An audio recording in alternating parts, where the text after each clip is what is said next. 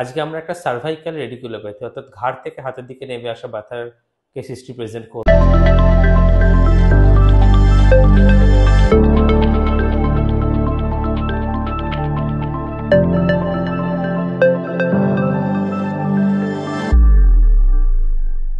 নমস্কার, আমি physiotherapist Aditya Kumar Pal.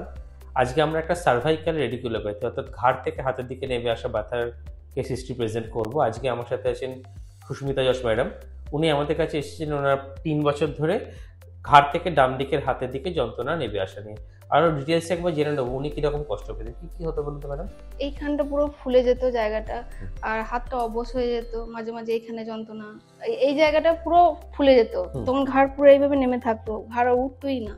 Pain killer খেয়ে খেয়ে কিছুদিন ঠিক ছিলাম। তো আমি এই 1 সপ্তাহ আগে চেন্নাই গিয়েছিলাম। চেন্নাই ওখানে এমআরআই হয়েছে। এমআরআই ডক্টর বললেন ফিজিওথেরাপি করতে হবে। উনি যখন আমাদের কাছে আসেন, ওনার আমরা এমআরআই পাই এবং এমআরআইতে দেখা যায় ডিস্ক কোল্যাপস হয়েছে, ঘাড়ে সার্ভাইকাল ডিস্কের প্রবলেম আছে। তা আমরা ওনার এমআরআই রিপোর্ট আমাদের কমেন্ট বক্সে আপলোড করে দেবো। সেখানে ওনার ডিস্কের ক্যানাল ডায়ামিটার বেশ খানিক ন্যারো হয়ে গেছিলো। তা আমরা প্রপার অ্যাসেসমেন্ট করা হয়। অ্যাসেসমেন্ট করার পরে ডিকম্প্রেশন, তার সাথে অ্যাডজাস্টমেন্ট এবং neural glide, proper therapeutic process আমরা কাজ করেছি। আগে কেমন আছে এখন? ভালো আছি এবং অনেকটাই ভালো আছি। ওনার পেন প্রায় নেই, খুবই সামান্য আছে। আমার পেন কিলার খেতেও হয় না, পেন কিলারও খেতে হয় না। এবং রাতের ঘুম ফিরে এসেছে এবং যে সমস্ত অ্যাবনর্মাল সেন্সেশন ছিল রাতে জ্বালা বা যন্ত্রণাগুলো, যে সব কিন্তু চলে গেছে।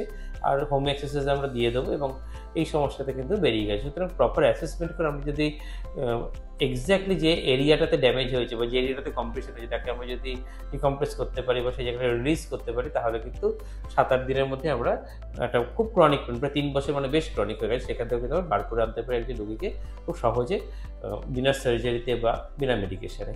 ধন্যবাদ ম্যাডাম, আপনি আপনার কেস হিস্ট্রি। আর এখানকার সবারই বিহেভিয়ার খুব ভালো।